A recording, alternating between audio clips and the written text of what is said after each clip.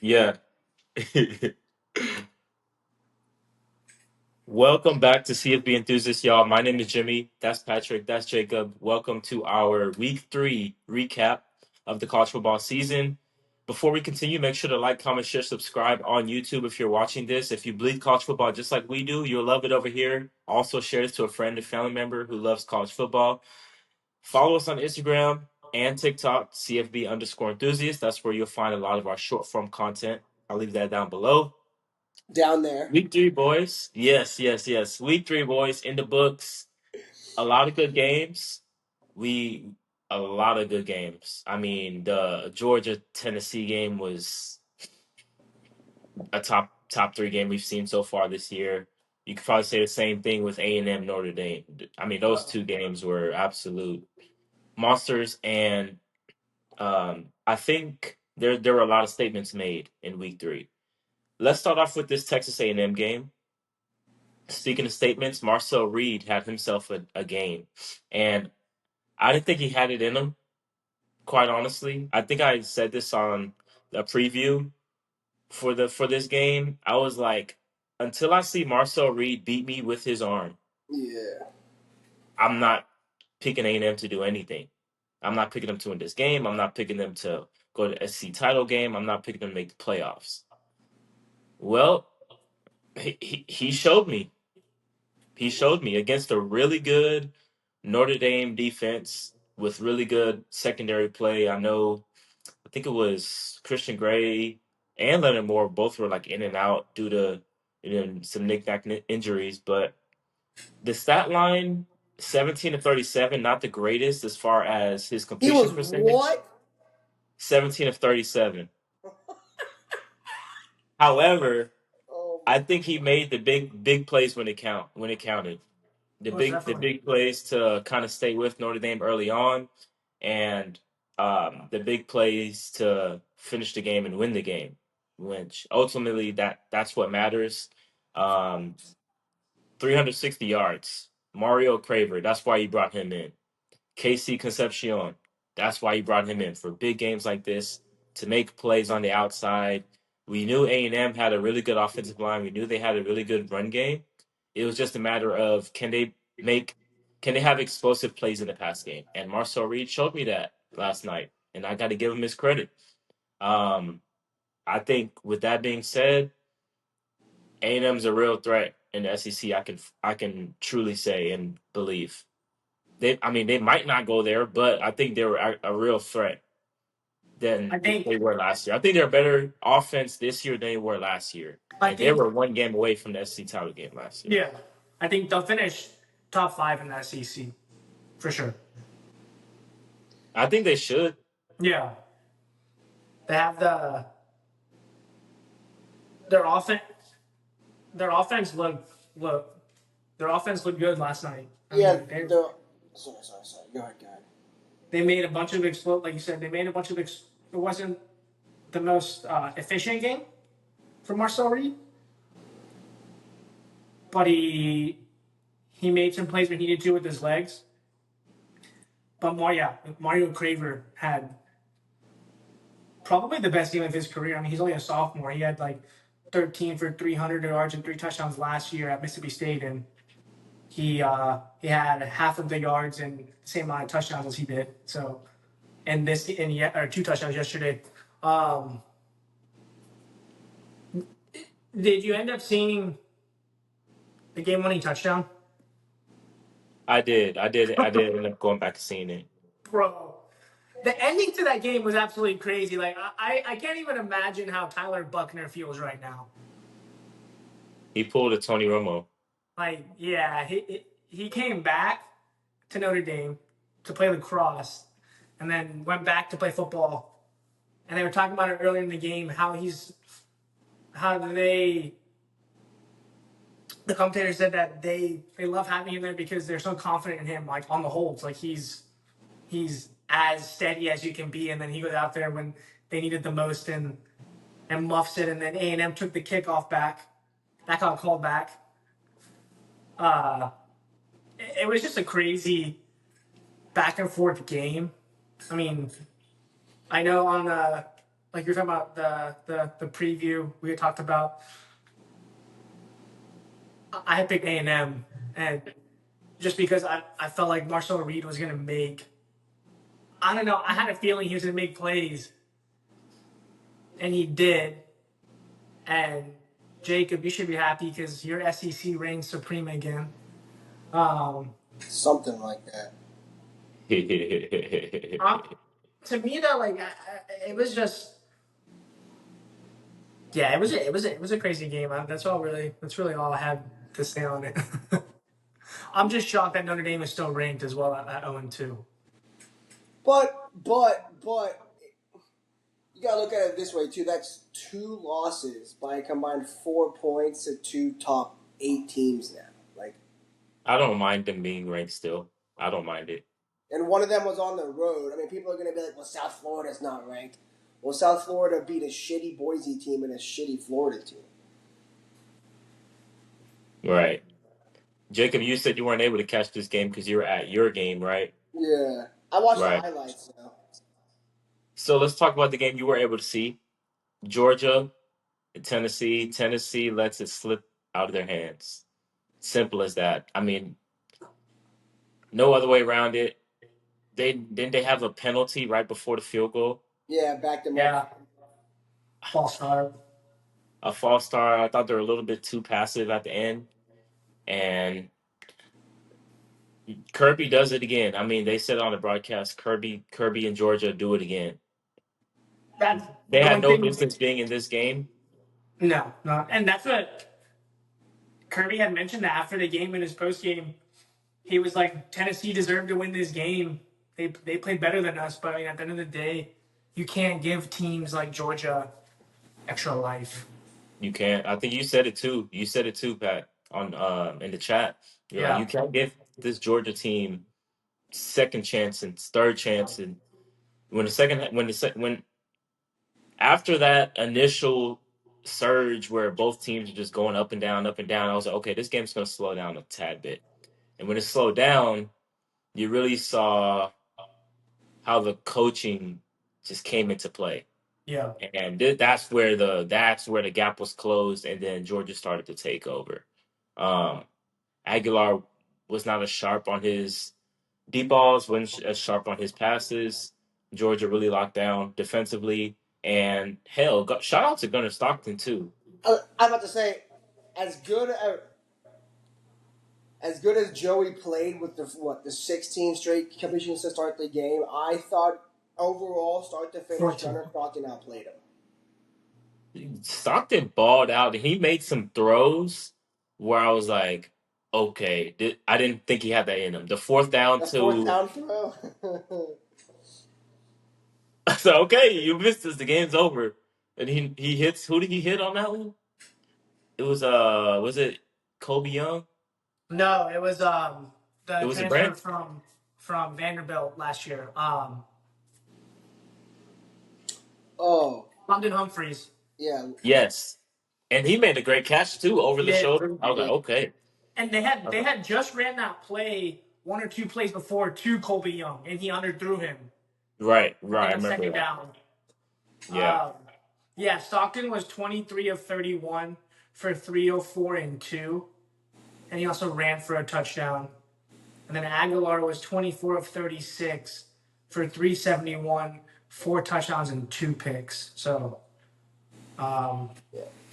honestly, think for this edition of Georgia, these last couple of years, yes, Carson Beck is the better, more talented player, but I feel like the roster fits Gunnar Stockton a little bit more. Oh yeah, Georgia's offensive line hasn't been as good the last couple of years.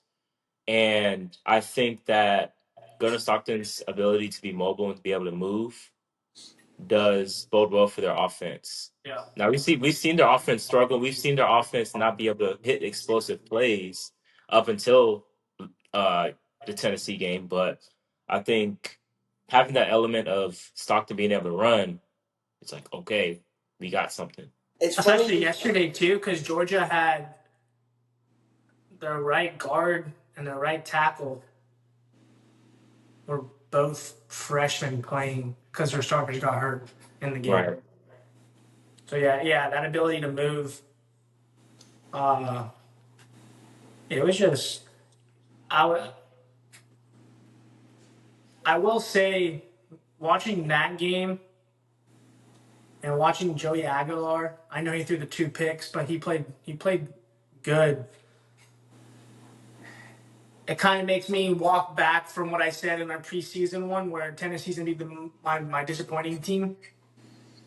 I don't think they're gonna compete to win the SEC, but I think they'll win 8 or 9 games instead of Oh, for sure. That's the yeah. That's the good I Oh, thing. said 6 100, originally. 100, Uh, 100%. that's just they're. I also feel like I think they mentioned this on the broadcast during the game. Tennessee almost got when they went up. They almost got super conservative. Like they kind of just were trying to run it and uh, I don't know, maybe not. I did fall asleep for the third quarter, so I woke back up and it was the fourth. I was like, damn it. Uh, I'm just like at the score. I wanted to find the penalties. I feel like Tennessee had a bunch of penalties. Jacob, what were you gonna say?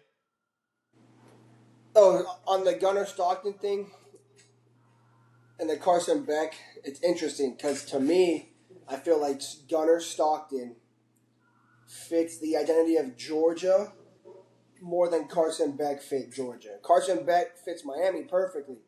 Carson Beck wants to be this like flashy, showboaty, like hype guy. Well, that's what the U is all about. Gunnar Stockton is this scrappy, hardworking guy, Get out the mud. and Georgia's going to be a scrappy, hardworking team. Gunnar Stockton spends his NIL money raising his cows. I did see that. Hell yeah. Carson Beck spends his NIL money dating Latinas in Miami. Yeah, And getting I his can't. car. I can't blame him. Can't I say I can't blame hear him. him. Yeah, Tennessee had 10 penalties for 82 yards. God. Yeah, that'll Georgia get you. Georgia only had 5 for Sounds 31. about right. Just, uh, Holy shit! I feel like, Georgia had what? Georgia had 36 minutes of possession. Yeah, I feel like Joey Aguilar started off super, super hot, and Tennessee started off super, super hot. And like you don't really have tape on Joey because he's from App State, which is fine, but it's his first year in the system. And it's a totally different system. So when do you make adjustments in the second half or at halftime? In second half, Joey Aguilar looked a little different than first half Joey Aguilar. He finished 10 and 22 after starting 14 Yeah, to 14. like Kirby and Glenn made their adjustments, And but this is why Kirby's the best coach in the game. facts. Facts. It's Can't even argue that. it's gonna be interesting though because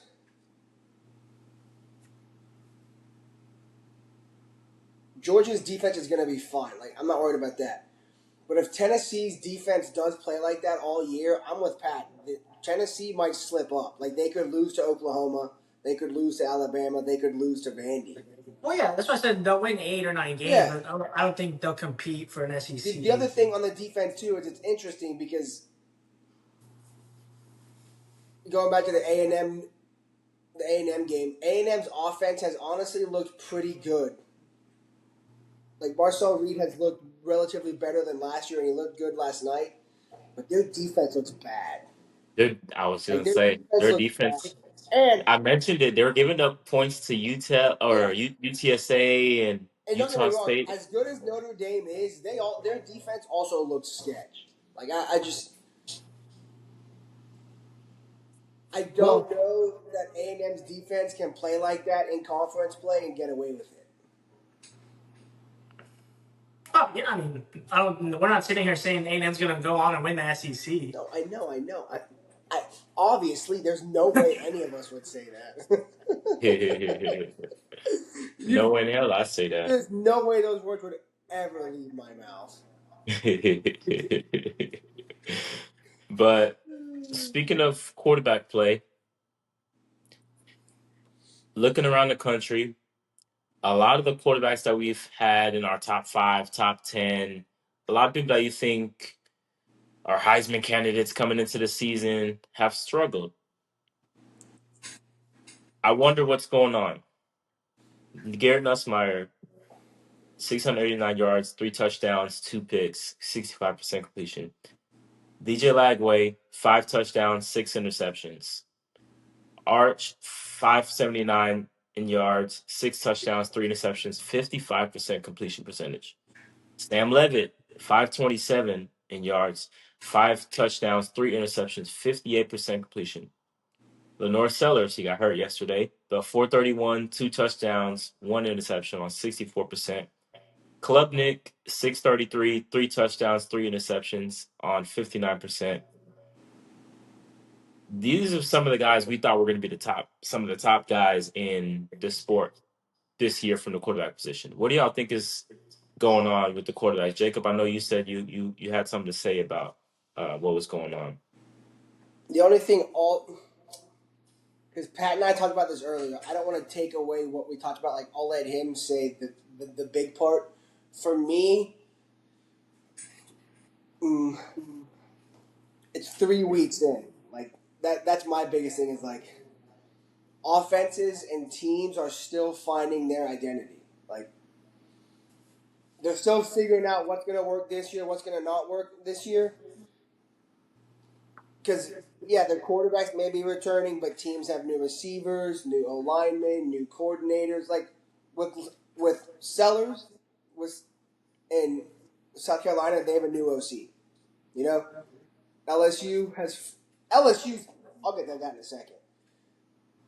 Arch, new starter. Sark is. It's not even really Sark. Arch just looks bad. Like he just hasn't settled in. Like he hasn't settled. He hasn't set like these games that he's supposed to be settling in against UTEP. He's throwing picks. Like that's not good. Red zone picks. Red zone picks. Sam Levitt. I honestly wasn't a big fan of Sam Levitt coming into the year. Like I didn't think he was super great. Dante Moore. I'll let Pat touch on that. But Dante Moore, to me, Dante Moore and John Mateer look like the two best quarterbacks in the country. We'll give some praise out in a minute. We'll give some Okay. praise out in a minute. Let's talk about these quarterbacks that are The struggling. Clemson thing, Garrett Riley, his play calling, is kind of ass. Like they've gotten one dimensional. Like they don't really have a run game. And then the Nussmeier thing, like he's a gunslinger. Let him sling the rock. Like let him throw because Brian Kelly talked about it yesterday, and he talked about it coming into the season. They're going to call offenses to win games. They're going to call offenses for field position. Like you can't take Yeah, the reporter was like, "What do you want?" like if Nuss is going to throw a pick, I'd rather him throw a pick on a deep shot than on a little intermediate route. The interception he threw last night was dog shit. Correct. Oh yeah, it was just a careless interception. Like I don't know what he was doing. Yeah, that was bad.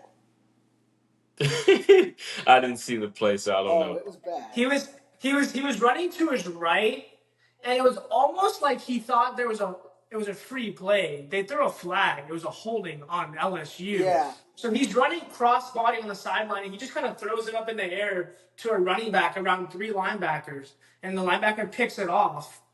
I think he thought the flag was pass interference because he just threw it away, but it was holding on LSU. Oh, just wait till y'all see and then Arch's dumbass pick. Oh, I haven't seen it yet. and then I'll send it. and then DJ Lagway, I don't know, man. Like I think he had too much hype coming in. So that's kind of what I was gonna let Pat touch on. Is because we talked about it earlier. Pat, you can touch on that. That's where I have it all typed out here. I'll save the praise part for the praise area, but I wouldn't necessarily say. Well, I guess they've been disappointing, but they've been more so underwhelming for some. Like Nuss is still winning, so I wouldn't say disappointing. It's underwhelming so far.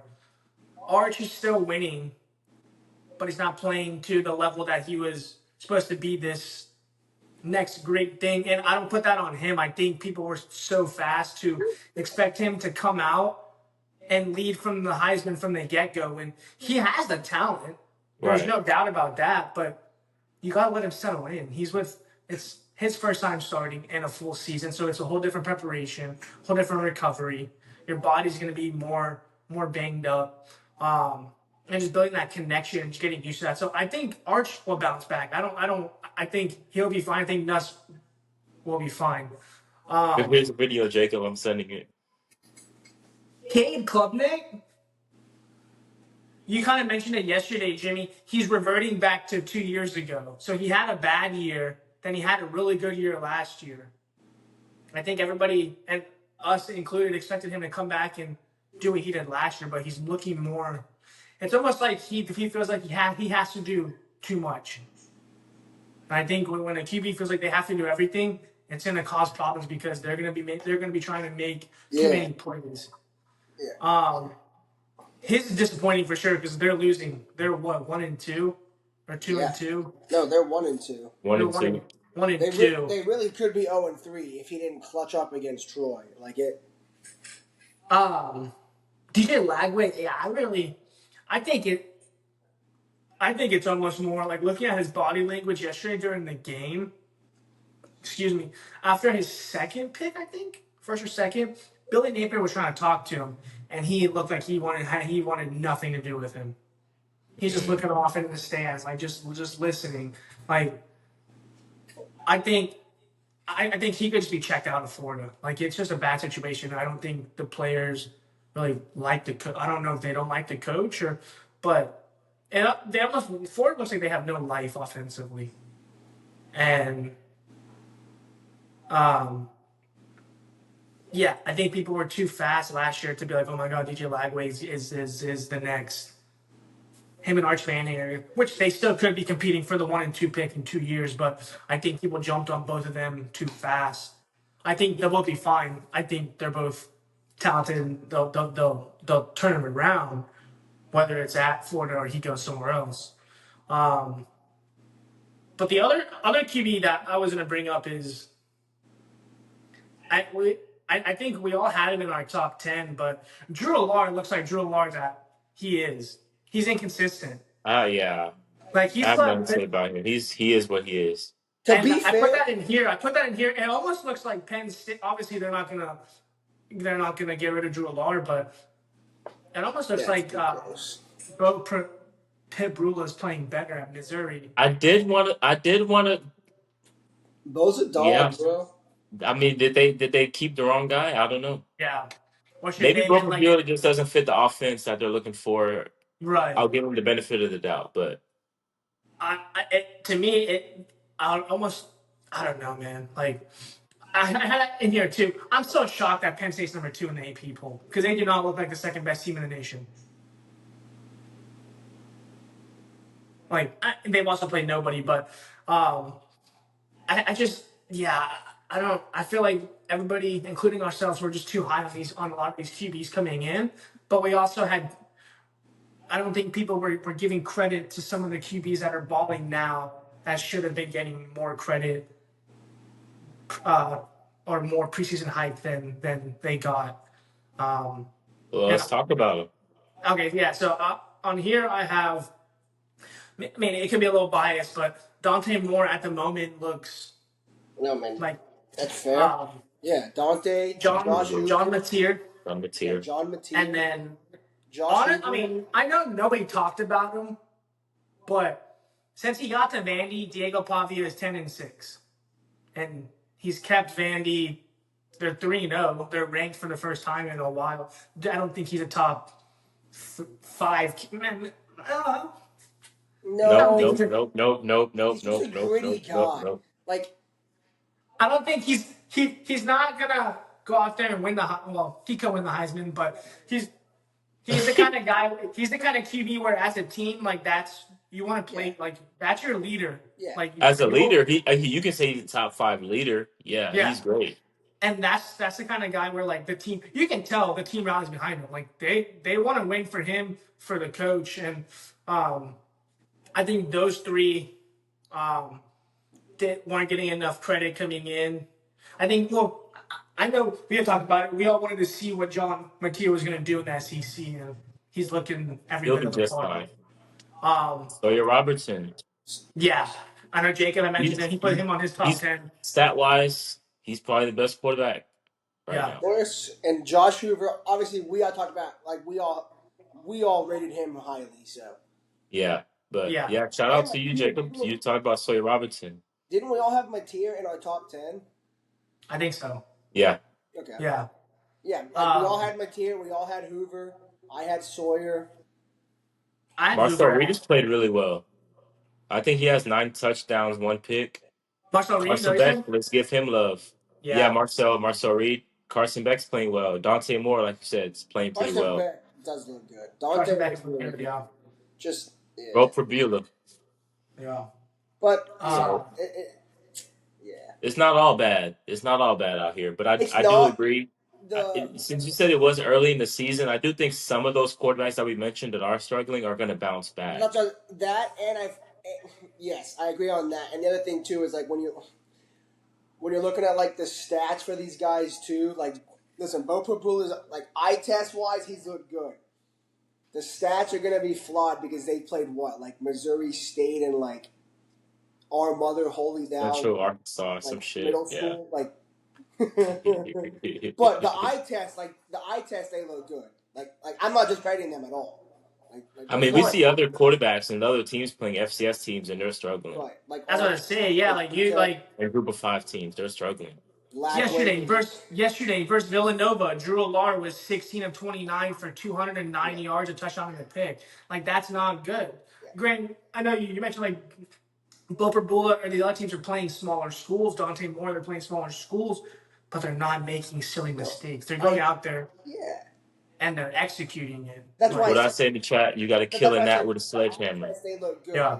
Like it's not just about stats. Like from the eye test, those guys, even though it's smaller schools, they're executing their plays.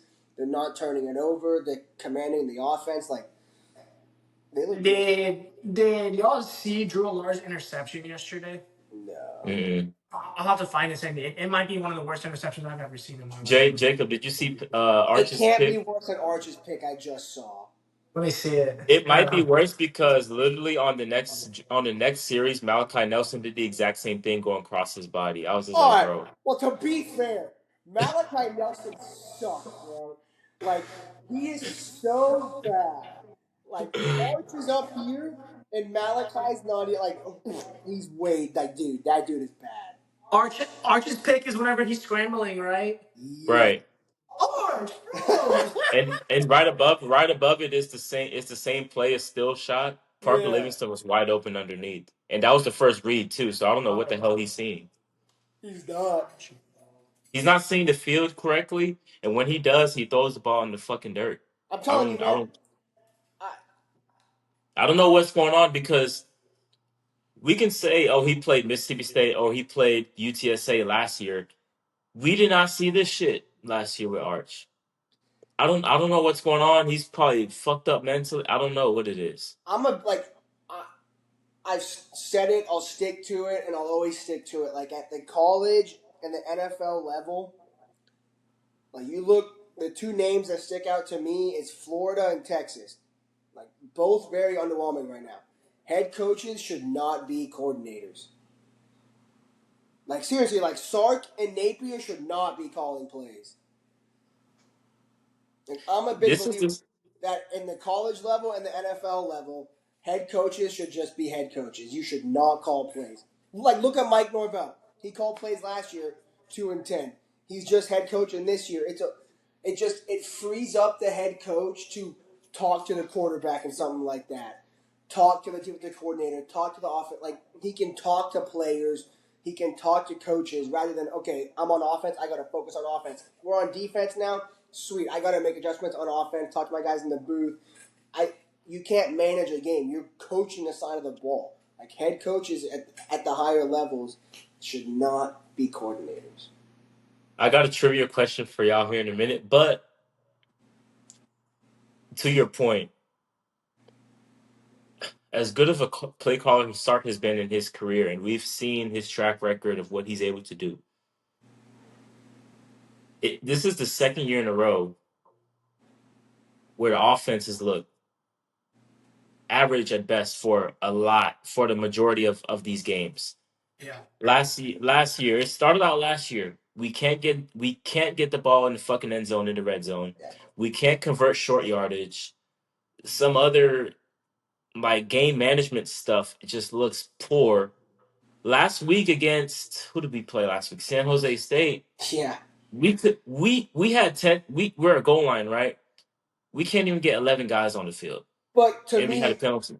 that also goes back to like what I was saying, because think about it, when you're a head coach, if your OC or DC is slacking or red zone is lacking, you can go to them and be like, hey man, I think we should work on this and this and this. When you're the head coach calling offense, who the hell's going to tell you that? Nobody, because you're the head coach. Right. Like, whether, even if you have an OC, the last thing he wants to do is try to go above your head. Like, that's why if you're a head coach calling plays, you're not going to change your ways. I mean, and no one's there to hold you accountable because you are the boss. You're the Right. guy. And it could be a lot worse because I will say our defense is still elite.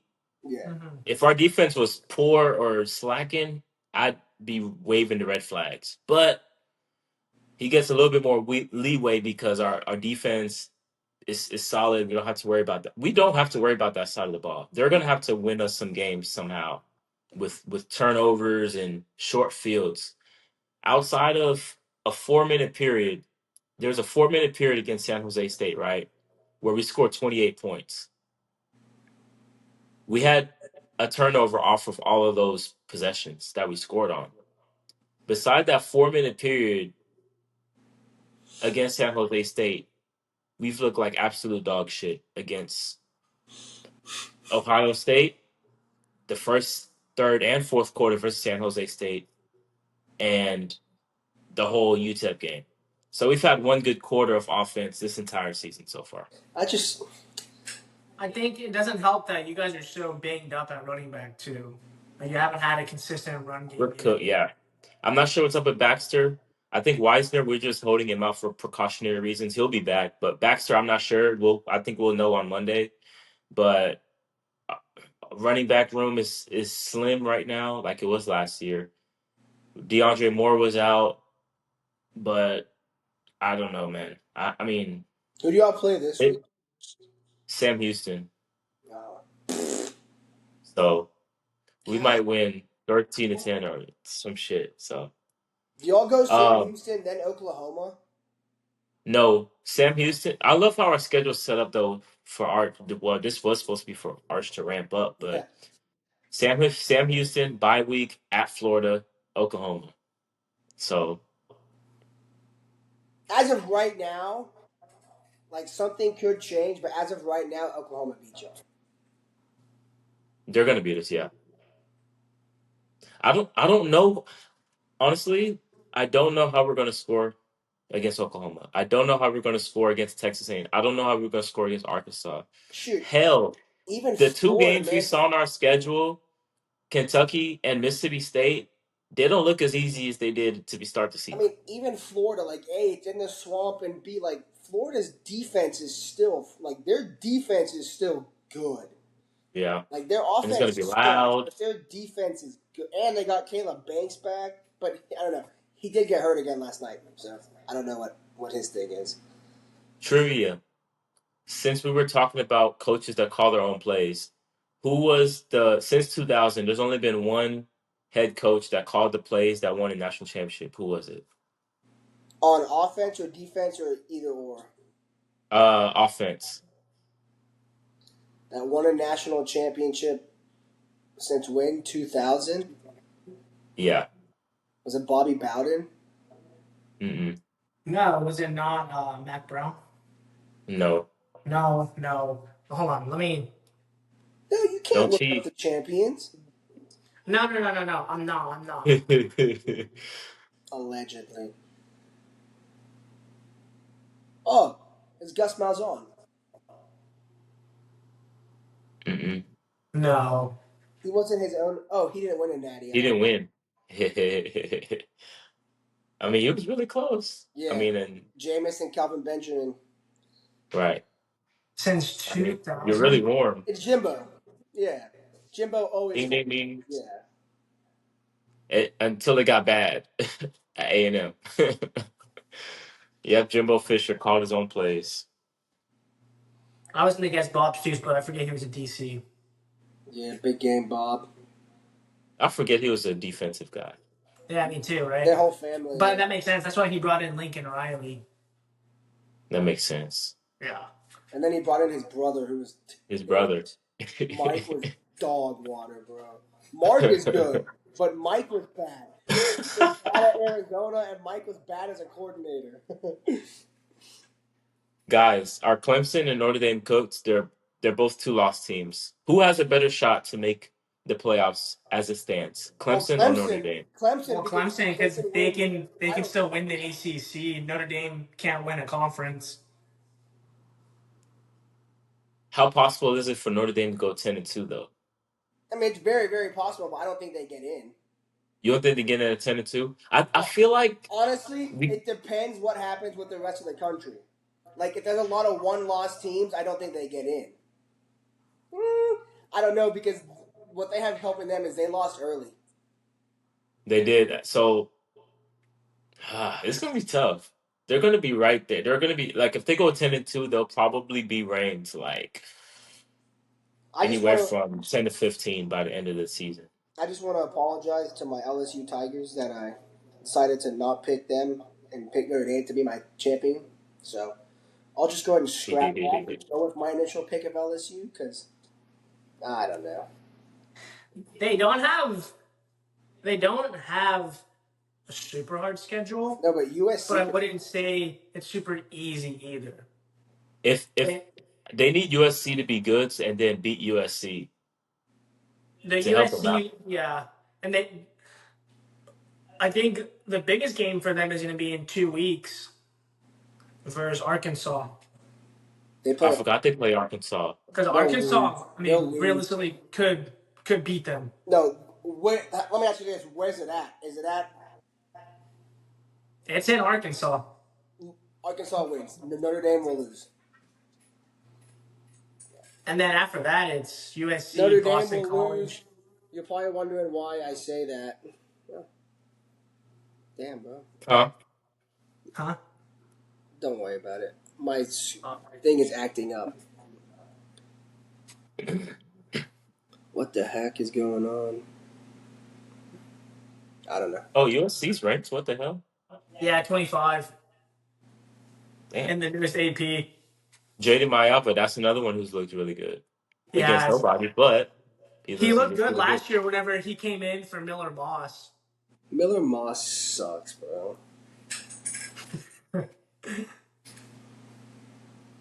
Here's Think the other about it. thing that's crazy.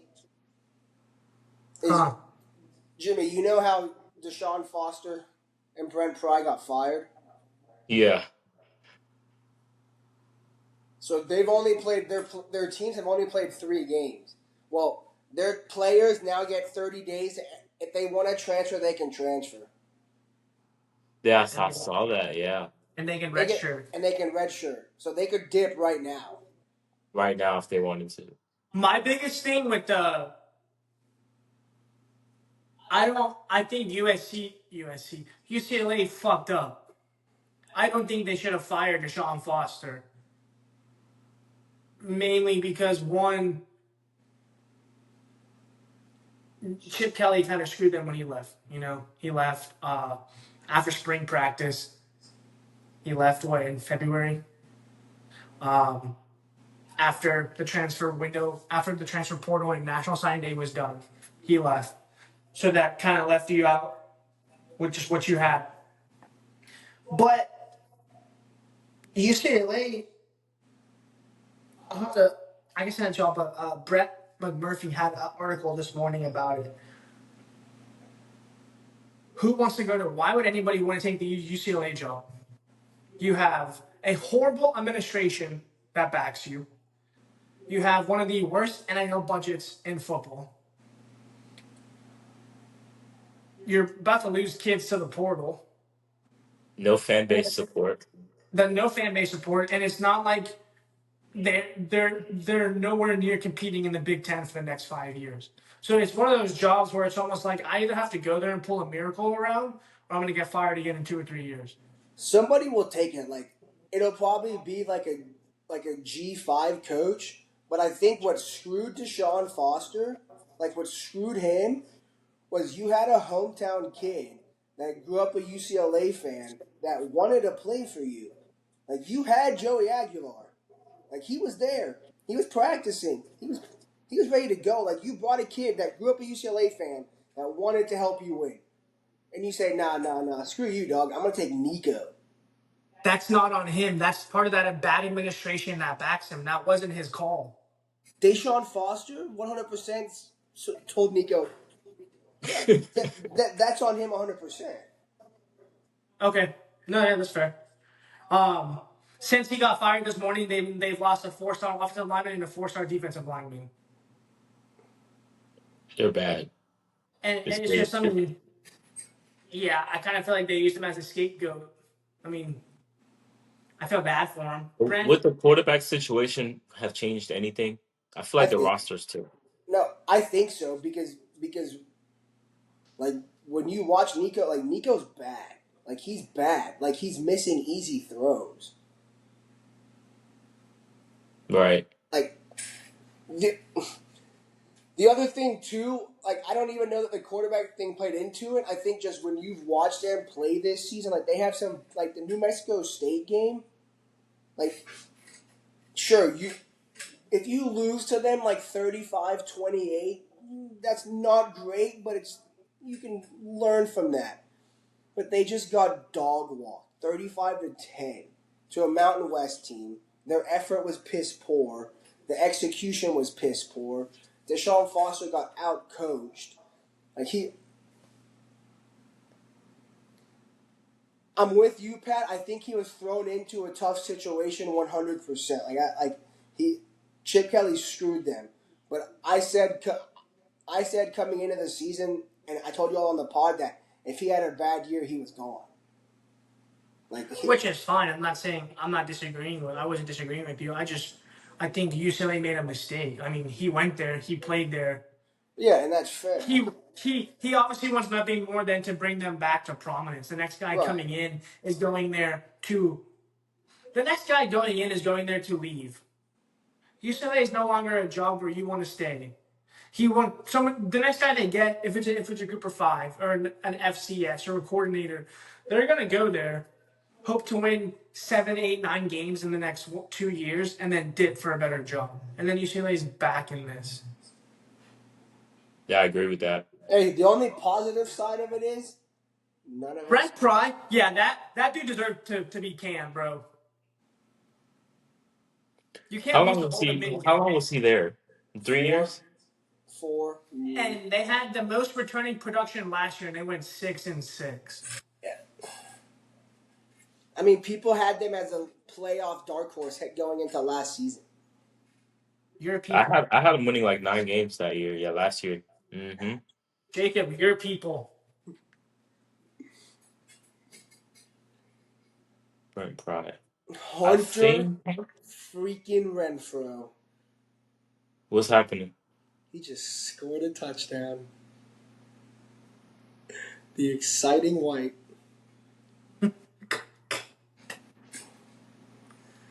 Let me see.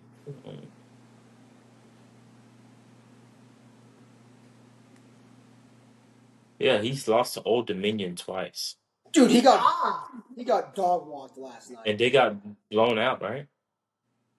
It was like 42-20. Like it was bad. There's some.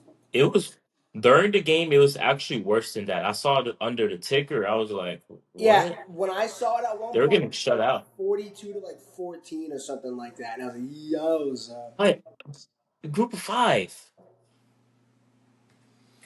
You know, I will say the Old Dominion QB, he is kind of nice on College Football 26.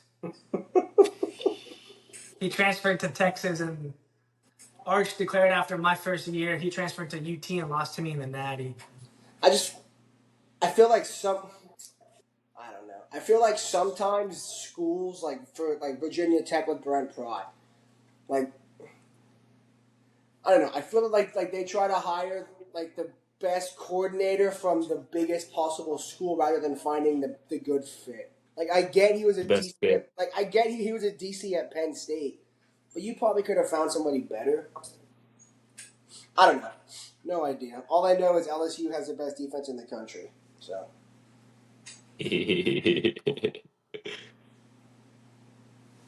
Hmm. like Blake Baker better not leave. He better not go anywhere.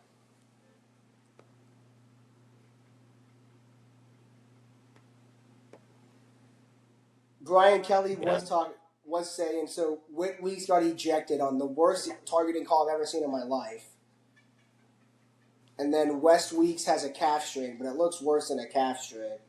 Brian Kelly was like, so he was like, we lost our best player and Witt. He's like, then we lost our other best linebacker and his brother West. He said, then I look around and there was another Weeks out there. He was like, they just keep coming from all different places.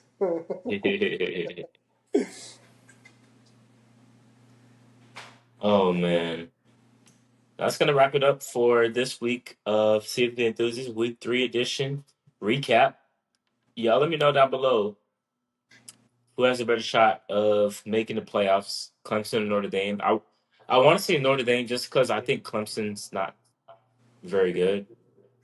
I just think Notre Dame's just a lot better. I also I So don't think I think Clemson more has another loss coming. Well, they still play. They either play Miami or Florida State. So I don't. I think they play Miami. I think it's Florida State. It, Either it's way, Florida State, I yeah. don't think they'll win. Like I think Florida State Miami meet in the title game. not only that, I think Clemson. This is real fast. Clemson has a Clemson has a bigger issue when you have former players calling out the current roster. Who said Uh, who said what? Shaq Barrett last night on Twitter Shaq said Lawson. this Clemson Shaq Lawson, sorry, said this Clemson team has no dogs. And then one of the other defensive ends as well, former defensive ends. Either way, those two players in their career at Clemson went a combined like 95 and 10. So That's what I was gonna touch on. Sorry. if if they notice something like they've been with Dabo, they've been in the program, and they notice something, obviously there's bigger issues. But I think until Dabo Sweeney isn't so stubborn, and once he, as long as he keeps refusing to adapt to the modern day college football, I don't think Clemson will get back to what they used to be. So that's what I was gonna add on. When Nick Saban was talking about NIL leveling the field, like he was saying the Big Ten and SEC are more level. I don't even think it's that. I think as a whole, like you go back pre NIL, like just what to like 20. Well, we'll go 2013. Like guys, like recruits wanted to go to Georgia, to Alabama, to Clemson, because they're gonna compete for titles and they're gonna get to the NFL. They were okay sitting for 1, 2 years and then starting your third and fourth year and then going pro. Well, now with NIL, guys are like, screw sitting. I'm gonna go chase a bag. Like I really do think that. Like I don't even know that it's Dabo, not a. I don't know. The Dabo adapting thing does have some truth to it though, Well, not only that, he's refusing to use the portal. which is that I get because he still gets recruits. Like that I get. Like it's Does he? hard to it's hard to build a culture with a million portal guys. Well, you want to find a fine balance. I think that's the key. Yeah. Yeah. Like I guess Like you yeah, have he's only ever your gotten two in like his you have career. your Ohio States and your Texases, Penn State that plug holes They that pay that you fill off. need. Like, yeah, that and for just all three of our teams, Oregon, UT, and LSU, are contenders and they're gonna stay contenders for the next X amount of years. But all three of Oh our teams my! have a good balance. We have a good balance of guys that are starting now that were recruited by our three head coaches. And then, okay, I got this guy that's not ready yet. Go get a portal guy. You plug and play him for 1 or 2 years, and then once he's gone, you have your high school guy that's ready. Right. So, and that's what Dabo, like you said, yeah. Penn State, Ohio State, Oregon, LSU, Texas, like Georgia, those teams, you do that. But that's what you have to do to be successful now. Because at the end of the day, I get not wanting a bunch of guys coming in the portal. That's fine. But if you get 5, 6, 7, even like 8 guys that come in the portal and they're all playing now, those are immediate impact players that Right. have the college experience. You don't have to worry about, all right, is this high school kid going to pan out as a freshman coming from high school weight training to college? Even as a transfer from a smaller D1 or even, I mean, a group of 5 going into a power 4, they've still been in the college program for a year or two with the weights, with the nutrition, and just being acclimated to the speed and everything. Um, but yeah, I think Notre Dame has a better chance to, just because of their schedule as well. Yeah. Last That's gonna last wrap thing. it up, fellas. Oh yeah, go ahead, go ahead. No, no, you're good. It literally has zero relevance. Oh. I was just All gonna right. say, nah, you're good. Never mind. Just wrap it up. That's gonna wrap it up, guys. Go ahead and subscribe to the pod on YouTube. Like, comment, share, subscribe. Share this to a friend and family member. Like I mentioned, follow us on Instagram and TikTok, CFB_enthusiast. That's where you find our shorter videos. But we'll do this again. Um, for week 4, guys. How does that sound? Yes, sir. Yes, sir. Let's do Fine, it. okay. But I'm Jimmy. That's Patrick. That's Jacob. We are out.